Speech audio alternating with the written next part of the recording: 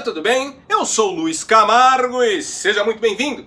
Por causa de uma piada de mau gosto, William Vac foi sumariamente demitido da Globo. O jornalista Mauro Naves também foi afastado da emissora por ter fornecido o contato do pai do Neymar ao advogado da Nájila. O ator José Maier, que fazia 9 de cada 10 novelas da emissora, foi pra geladeira por ter se assanhado com uma figurinista. Regina Duarte foi demitida ao vivo durante o Jornal Nacional por aceitar um cargo no governo Bolsonaro. Não quero entrar aqui nas questões contratuais dos profissionais que foram afastados, nem no mérito das demissões, se foram justas ou não. Porém, eu juro que não consigo entender por que a Globo ainda não demitiu o José de Abreu. Assim como não entendo o silêncio sepulcral do jornalismo da emissora, que não divulgou nem sequer uma notinha a respeito das agressões que ele proferiu contra a Regina Duarte, que é uma colega da própria casa. Abre aspas para o Zé de Abreu. Fascista não tem sexo. Vagina não transforma uma mulher em ser humano. Fecha aspas. Acredito que desde que a raça humana começou a se comunicar através da fala, essa foi a coisa mais abjeta que já foi dita. A única conclusão que podemos chegar é que a Globo é conivente com as ideias e atitudes de seu decrépito ator. E não é de agora, depois de ter cuspido em uma mulher em um restaurante, José de Abreu apareceu todo pomposo no Domingão do Faustão para dar explicações, como se fosse possível explicar uma atitude vil e covarde dessa. Semana passada, o advogado Antônio Carlos de Almeida Castro, conhecido pelo codinome Cacai, agrediu de maneira despropositada a ministra Damares Alves, dizendo o seguinte, abre aspas, se os pais dela não tivessem trepado, estaríamos livres dela, fecha aspas. No entanto, nenhum dos veículos da Rede Globo veiculou qualquer reportagem sobre esse caso que bombou nas redes sociais. Agora, imagina se o Bolsonaro tivesse falado que vagina não transforma mulher em ser humano. Imagina se o Bolsonaro falasse que se os pais da Fátima Bernardes não tivessem trepado, hoje o Brasil estaria livre das suas lacradas matinais. O já comum silêncio da mídia e da militância feminista sobre as declarações e atos extremamente grosseiros, machistas e covardes que o Zé de Abreu e outros esquerdistas dirigem rotineiramente às mulheres que se posicionam centímetros mais à direita do que Fidel Castro, Mao Tse Tung e Stalin, é a prova máxima de que na esquerda o conjunto de cinismo, canalice e hipocrisia é condição sine qua non. Natureza própria de uma ideologia que relativiza tudo que for necessário em nome de um futuro ideal hipotético. Veja bem, esquerda e direita não são critérios morais, são posicionamentos políticos. O sujeito pode ser de direita e ser um tremendo hipócrita também. Porém, imperativamente, esquerdistas não têm princípios, e sim propósitos, o que é bem diferente. É necessário entender que o esquerdista de verdade, não estou falando aí do idiota útil que virou socialista pois acha que assim demonstra ter mais consciência social. E nem estou falando do político oportunista que defende a ideologia mais propícia a beneficiá-lo nas estruturas do poder. Estou falando do esquerdista raiz mesmo. O que difere este dos outros tipos de esquerdistas é a amoralidade. Os outros até podem ser pessoas imorais, mas só o esquerdista raiz é um ser amoral. Para compreender melhor como isso funciona, primeiro você tem que entender a diferença de imoral e amoral. Imoral é a pessoa que possui um senso de moralidade, ou seja, acredita em um conjunto de valores absolutos que deveriam ser perseguidos, porém ela opta em perverter esses valores no ímpeto de ganhar alguma vantagem para si. Já o sujeito amoral, ele não possui um parâmetro de valor, ele não acredita em uma verdade absoluta, ele não se norteia por nenhum tipo de código ético tradicionalmente estabelecido. Para ele, tudo é relativo. Por exemplo, a fidelidade no casamento é uma máxima de valor moral. Nem todo mundo é fiel, qualquer um pode trair por N motivos. Mas a fidelidade no casamento jamais será um valor relativo. Independente do que ocasione a traição, o ato da traição é reprovável em si mesmo.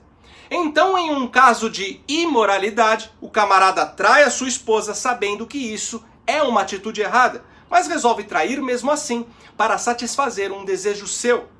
Em um caso de amoralidade, o camarada casado tem uma relação sexual extraconjugal, mas faz isso com a consciência limpa, crendo que essa atitude não aviltou nenhum tipo de valor.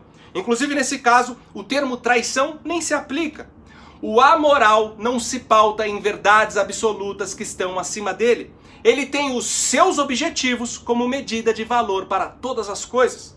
Esquerdistas como José de Abreu têm como medida de valor para todas as coisas o ideal revolucionário, que é a tal da sociedade igualitária e perfeita, que é o suposto resultado final de um regime socialista. É esse projeto que vai nortear a vida dele. Tudo que contribuir para esse ideal será dotado de valor positivo. O que não contribuir terá valor negativo. Por exemplo, para ele, uma pessoa boa não é aquela que segue o código ético a qual conhecemos, mas sim aquela que contribui mais para essa causa revolucionária. E se para isso tal pessoa precisar enganar, roubar e matar, não importa, ela não deixará de ser boa, pois para ele todo valor é relativo. A única coisa que é absoluta é a causa revolucionária. Por isso que nunca você vai conseguir convencer um Zé de Abreu ou uma Petra Costa da vida que o Lula é apenas um mau caráter criminoso. Você acha que a Petra Costa não sabe que no seu filme ela deturpou a realidade? Você acha que na entrevista para a TV americana ela não tem consciência que contou mentiras absurdas? No entanto, para ela, a verdade e mentira são conceitos relativos. O que importa apenas é seu objetivo. E se para alcançá-lo for necessário mentir, que assim seja. Para o Zé de Abreu, cuspir em uma mulher ou xingá-la só é condenável se isso não contribuir para suas aspirações ideológicas. Caso contrário, são atitudes dotadas das mais altas virtudes. Bom, como sabemos, José de Abreu, se referindo a Regina Duarte, falou o seguinte, abre aspas, não dá para respeitar quem apoia o Bolsonaro. Eu não tenho o menor respeito. Para mim, não interessa se é homem ou mulher. Fascista a gente trata no cuspe. Não tem como considerar o fascista um ser humano. E quem apoia fascista, fascista é. Fecha aspas. Sabe-se lá o que Zé de Abreu pensa a respeito do fascismo? Provavelmente ele deve achar que é um xingamento e não um conceito político muito bem definido. Ainda mais por usar esse termo para se referir a Regina Duarte, cujo histórico sempre foi o de combater partidos políticos ultraestatizantes, que é característica imprescindível no fascismo. Eu vou deixar aqui nos comentários, estará no primeiro comentário, o link de um vídeo aqui do canal, onde eu explico detalhadamente o que é o regime fascista, sua história, características e seus principais representantes. Depois dá uma conferida. Mas para resumir, fascismo é um regime extremista e centralizador que procura não só manter a economia, mas todos os setores da vida social e das classes sociais sob o controle estrito do governo. Como na fala do próprio Mussolini, tudo para o Estado, nada fora do Estado e nada contra o Estado. O comunismo é muito semelhante ao fascismo. Os dois regimes se beijam. Um está a meio passo do outro. Mas digamos que são usadas estratégias de marketing diferentes para a promoção de cada um. Enquanto o fascismo apela para o orgulho nacional extremo e pela hegemonia da raça, o comunismo apela para o orgulho do proletariado, que hoje foi substituído pelas minorias, e pela hegemonia das classes sociais. Outra diferença está na forma como o governo conduz a economia. Enquanto o comunismo desapropria os meios de produção, os transferindo para o Estado, no fascismo a iniciativa privada ainda existe, porém é extremamente controlada pelo governo através de pesadas tributações e intrincadas burocracias. O fascismo destrói a livre concorrência e cria um ambiente favorável apenas para os grandes empresários, amigos do rei. Um bom exemplo de fascismo no Brasil é o BNDES, que serve para financiar as empresas que fazem conluio com o projeto de poder do governo vigente. O governo Lula foi extremamente fascista nas suas relações com as empreiteiras. Se você ler aí o plano de governo do Haddad da última eleição, encontraremos lá controle da imprensa, controle do Ministério Público, tributação de lucros e dividendos, ou seja, o governo participando dos lucros da iniciativa privada que já foram devidamente tributados. Encontraremos aumento do imposto territorial rural, contribuição sindical obrigatória, desmilitarização da polícia, tirando essa da tutela das Forças Armadas para ficar nas mãos de sindicatos que são controlados pelo partido. Enfim, encontraremos inúmeras propostas que deixam tudo para o Estado, nada fora do Estado e nada contra o Estado, exatamente como Mussolini ensinou. Por outro lado, vemos no atual governo a antítese do fascismo. Bolsonaro promove a liberdade de mercado, defende o Estado mínimo, tem um robusto programa de privatizações, um programa de desregulamentação e desburocratização da iniciativa privada para que esta caminhe com as próprias pernas, sem a intromissão do Estado. Bolsonaro assegura a liberdade de imprensa. A verdade é que se o Bolsonaro fosse lá do partido do Mussolini, ele seria executado por alta traição. Mas enfim, lembra que o Zé de Abreu falou que fascista a gente trata com cuspe? Pois então, o ator global votou no Haddad, que, como falei, tinha um programa de governo completamente fascista. Ele também defende ditadores como Nicolás Maduro, que exerce um governo centralizador que mata de fome sua população. O ator também não aceita opinião contraditória, já declarou ser extremista na defesa dos seus ideais. Ou seja, ele é um perfeito fascista. Então, se você ver o José de Abreu por aí, siga seu conselho, cuspa na cara do fascista, mas cuspa com vontade. Viu ele em algum restaurante, vá em direção à sua mesa, convide as pessoas das outras mesas e comece a cusparada. Se ver o ator no aeroporto, já encha a sua boca de saliva. Viu ele andando todo faceiro na praia, chuva de cuspe. Gostou dessa ideia? Seria lindo, né? Mas calma, não faça isso. Apesar do Zé de Abreu incentivar que os apoiadores do Bolsonaro, que são mais de 50 milhões de brasileiros, sejam tratados com cusparadas, apesar dele não ter falado isso metaforicamente, visto que já cuspiu em uma mulher em um restaurante, cuspir em alguém de forma assintosa é injúria. Se trata de um dos crimes contra a honra, previsto no artigo 140 do nosso Código Penal.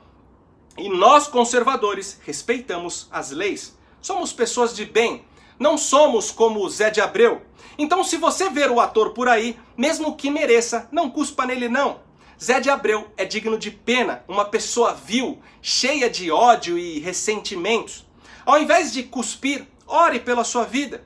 Peça para que Deus transforme o seu coração, para que um dia, quem sabe, ele venha se arrepender de ter sido um ser humano tão desprezível.